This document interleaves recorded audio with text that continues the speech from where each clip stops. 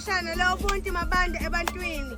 So khona omalume bethu abasithanda ukubhubha abathe malume abashana uzokele ngalanga sephepha nazo icathulo ezengane ufike ezuyinika bathandanga kuyibalula ngoba phela bebengathanda ukwazi babekwenza ngokuhle benhliziyo nenhliziyo emhlophe nenhliziyo okhona nomoya engcwele.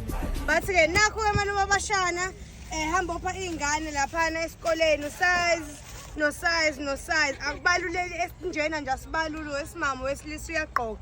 Sithi siyabonga ngempela uNkulunkulu anibusise la kuphume khona nandisele anibhonasele ngomoya engcwele aphilisa imindeni yenu nani nisinto makuthi khona ukugula okuniphethe. Sibonga kakhulu ngesipho senu. Danko ngempela komalume bawu-2 basemshinini abasephenazi iy'cathulo. Siyabonga uNkulunkulu anandisele anibusise asindise nemindeni yenu konke okubi okunganivelele. Siyabonga.